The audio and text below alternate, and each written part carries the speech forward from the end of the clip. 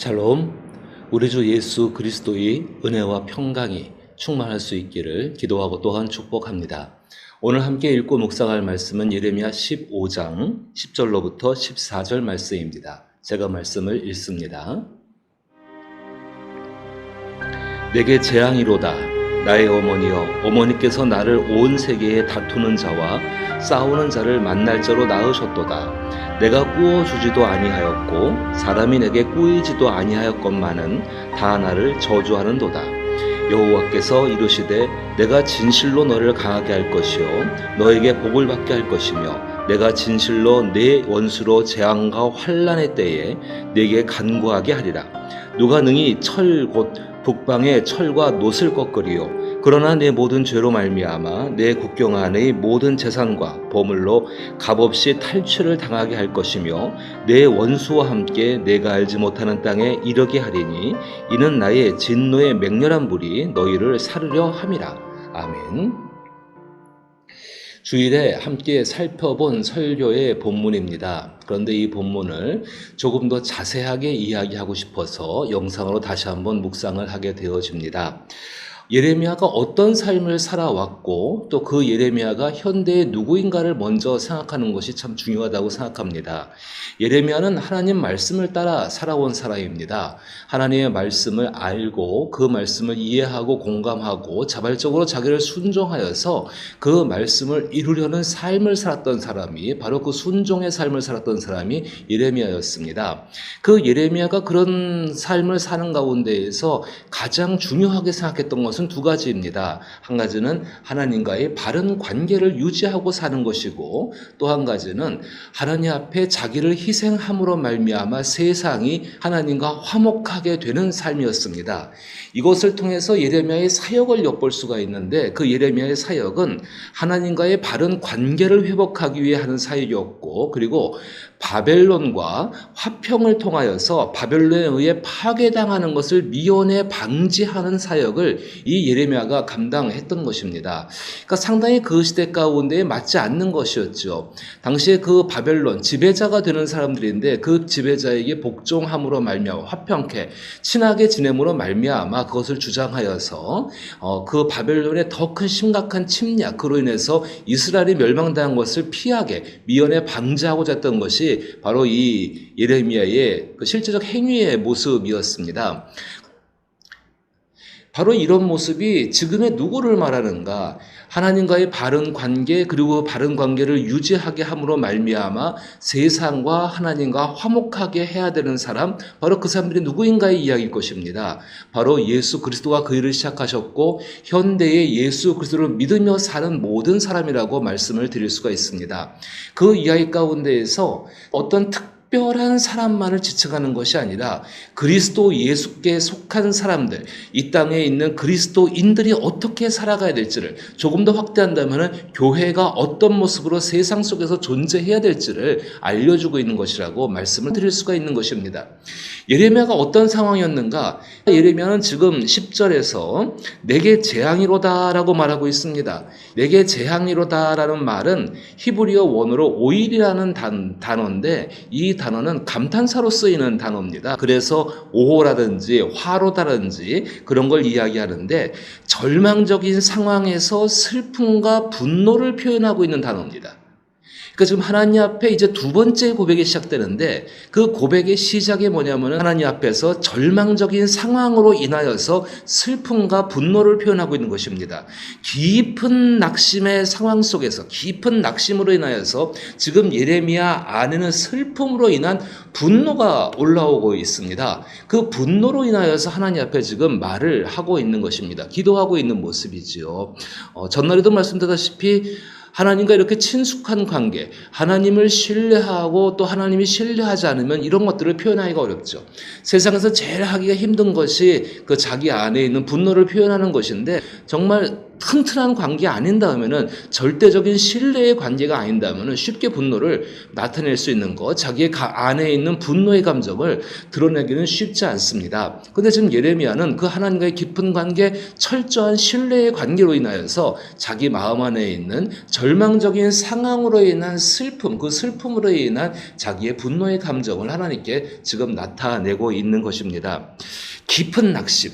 그 낙심이 어떤 낙심이었는가? 오늘 본문을 보게 되니까는 내게 재앙이로다 나의 어머니여 어머니께서 나를 온 세계에 다투는 자와 싸우는 자를 만날 자로 낳으셨도다 라고 말하고, 두 번째는 내가 꾸어주지도 아니하였고 사람이 내게 꾸이지도 아니하였건만은 다 나를 저주하는도다.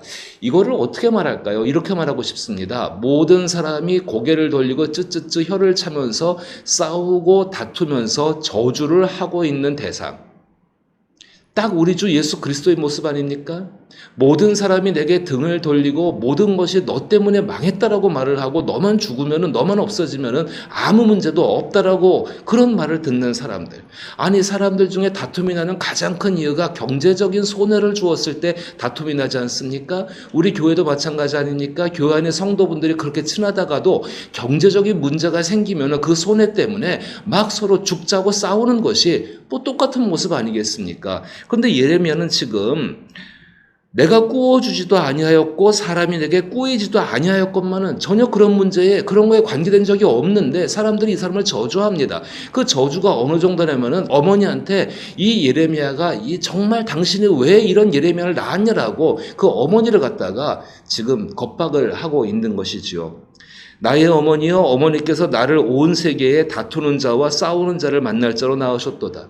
자기의 부모한테 자녀가 당연히 부모의 자부심이 되고 부모의 자랑이 되고 싶은 마음이 당연하지 않겠습니까? 그런데 이렇게 모든 사람한테 싸움의 대상, 정말로 저주를 받는 대상이 된다는 게 얼마나 괴롭고 얼마나 힘든 상황이겠습니까? 예레미야는 낙심했습니다. 그렇다고 우리는 오해하지 말아야 합니다. 이 예레미야가 여기 낙심한 이유가 자기가 그렇게 자기의 사역 때문에 고통을 받고 힘들고 사람들이 막 그렇게 저주해서 마음속에서 낙심됐다? 그럴 수도 있겠죠. 그러나 조금 더 중요한 것은 지금 예레미야가 이스라엘 편, 하나님께서 지금 심판하시고자 하는 그 사람들 편에 서서 하나님께 중보 기도를 드리고 있었습니다. 앞에서부터 쭉 살펴보는 세 번의 중보 기도가 나오게 되는데 그 세 번의 중보 기도를 하나님이 모두 거절하십니다. 노라고 말씀하십니다. 안 된다라고 말씀하십니다. 예레미야가 그 세 번의 중보 기도를 드리면서 이 백성들이 그 기도로 인하여 좀 바뀌었으면 좋겠는데 안 바뀝니다. 그로 인해서 낙심하고 있는 것입니다. 낙심의 이유가 무엇인지를 정확히 아실 필요가 있습니다. 우리의 삶으로 말한다면요, 내가 정말로 사랑하는 사람이 바뀌기 위해서 많은 희생을 하고 참고 인내하고 고생하면서 그 사람 앞에 예수를 믿고 사는 삶을 답게 보여주는 삶을 살기 위해 최선을 다하고 있습니다. 그러면서 그 사람이 돌아오기를 하나님 앞에 온전한 사람이 되기를 위해서 중보 기도하고 있습니다. 그것도 3번씩이나 간절하게 기도하고 있습니다. 그런데 전혀 그 사람이 바뀔 기미조차 보이지 않습니다. 아니, 오히려 더 악해지고 있고 더 나빠지고 있습니다. 그 나빠지고 있는 것이 낙심의 이유입니다. 도저히 돌이킬 수 있는 가능성이 없는 것. 어제도 말씀드렸지만은 주 예수 그리스도라는 완전한 중보자가 우리 가운데 계시다면은 그런 이 일을 하겠지만은 예레미야는 그 일을 할 수가 없는 사람입니다. 그런데도 백성 편에 서서 계속 하나님께 기도하고 간구하고 그 말씀을 전하고 그 말씀대로 사는 수밖에 없는 것이 이 예레미야의 모습이었습니다. 슬픔이 있습니다. 바로 백성들, 그 백성들이 그 예레미야를 대적하고 핍박합니다. 사람 다 그렇지 않습니까? 이렇게 미움을 받고 이렇게 사람들한테 다 사람들이 나를 향해 등을 돌리고 싫어하고 조롱하고 그리고 저주받을 사람이 되어져서 저주받는다는 거 완전히 그 사람으로 하여금 여기를 떠나게 만드는 것이지요. 그런 이야기를 들을 때에 사람 못 견딥니다. 감사한 것은 하나님께서 그렇게 저주하는 사람들을 치우시든지 아니면 나를 거기서 빼내시든지 둘 중에 하나죠. 예레미야 지금 그것 때문에 그렇게 슬퍼하고 있습니다. 그 슬픔이 해결이 안 되는 것입니다. 가짜, 거짓 선지자에 의해서 계속 그 말에 현혹되어지고 하나님의 뜻을 전하고 하나님 말씀대로 사는 걸 통해 보여줬어도 이 사람들이 믿지를 못합니다. 자기들의 생각이 너무 완악하고 강교하고 대부분의 사람들이 다 그 생각을 갖고 있으니까는 이 예레미야는 지금 그것 때문에 슬픈 거죠. 사랑하는 사람이 물속에 빠지고 있는데 그가 물속에 빠져도 안 죽는다고 우기고 있는 겁니다. 슬플 수밖에 없는 거죠. 예레미야의 분노는 하나님께서라도 그럼 그들께로 좀 다가가셔가지고 그들을 좀 잘 어루만지시면 좋겠는데 이미 하나님은 어제도 말씀드린 것처럼 이제 내가 내 뜻을 돌이키기에 지쳤다라고 말씀하십니다. 이제 이들을 고치는 방법은 징계를 통하여서 심판을 통하여서 이들을 새롭게 하는 길밖에 없다라고 이야기를 하고 계시는 것입니다. 예레미야의 슬픔은 자기가 사랑하는 이스라엘 백성들, 그 백성들과 하나님과의 간격을 좁힐 수가 없다는 것이고, 그 이스라엘 백성들은 지금 자기들의 상황이 무엇인지를 전혀 모른 채로 고집을 부리고 있는 것이고, 그로 인해서 예레미야를 핍박하고 있는 것입니다. 이것이 예레미야에게는 깊은 수치로 다가왔습니다.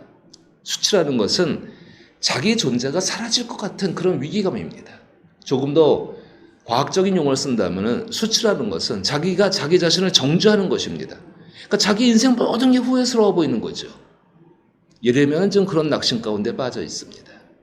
이런 낙심 가운데 우리 그리스도인으로 세상을 바르고 제대로 살려고 한다면 얼마든지 이런 모습 가운데 이런 모습이 될 수 있습니다.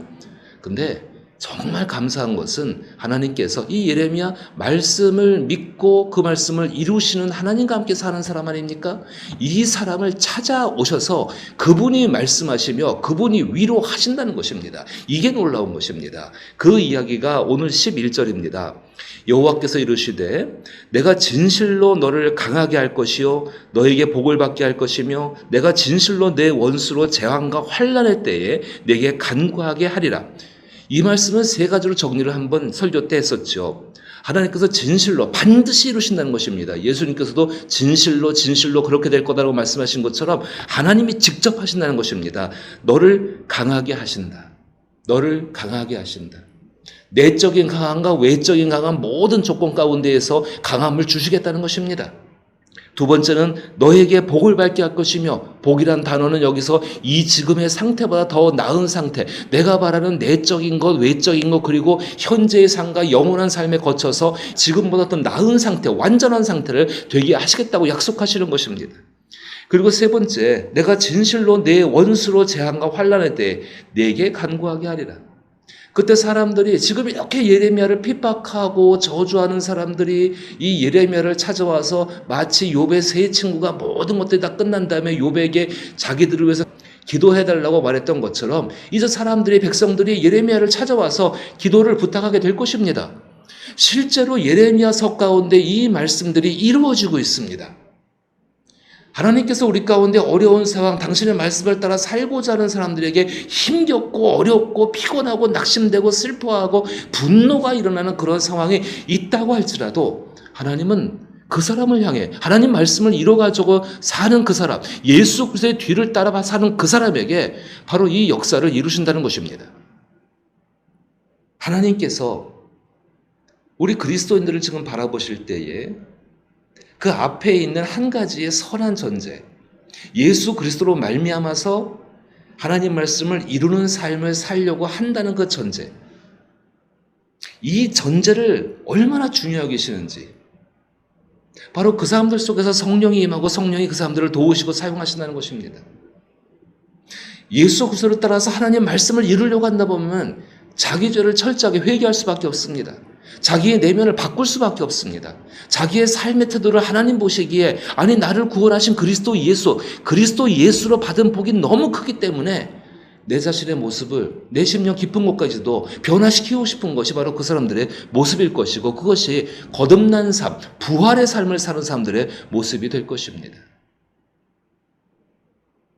하나님이 보시는 세상은 그렇습니다. 아무리 이 세상이 별일을 다 한다고 해도 12절에 누가 능히 곧 북방의 철과 놋을 꺾으리요. 하나님의 작정과 하나님의 계획을 당할 수가 없다는 것입니다. 하나님 말씀을 전혀 생각하지 않고 사는 사람, 하나님의 인격을 전혀 생각하지 않는 사람들에게 결론은 무엇인가? 그냥 다 빼앗기는 것뿐이죠. 13절에 그 얘기입니다. 내 모든 죄로 말미암아 내 국경 안의 모든 재산과 보물로 값없이 탈취를 당하게 할 것이며 북방에서 오는 바벨론의 그 최같은 그 사람들은 들어와서 마치 공짜로 얻는 것처럼 그렇게 가져가게 될 것입니다. 하나님께서 말씀하실 때에 14절에 내 원수와 함께 내가 알지 못하는 땅에 이르게 하리니, 하나님께서 얼마나 분노하셨는지, 하나님의 분노가 옛날 이스라엘 백성들, 지금 이제 여기 예레미야의 조상들, 이 조상들이 애굽 땅에서 하나님께서 구원하셔서 광야길을 하나님과 함께 걷지 않았습니까? 근데 이들이 포로로 잡혀가는 모습 이렇게 설명하시는 겁니다. 내 원수 바벨론이죠. 내 원수와 함께 내가 알지 못하는 땅에 이르게 하리니, 거기는 약속도 없는 땅이고 하나님의 일하심도 없는 땅이고, 하지만 그 땅 가운데에는 여전히 하나님의 말씀은 있습니다. 하나님께서는 이 땅으로 보내시면서 이제 조상 때와는 다르게 그 땅 가운데에서 하나님의 말씀, 약속을 믿고 사는 삶을 그 알지 못하는 땅에서 훈련시키시는 거죠.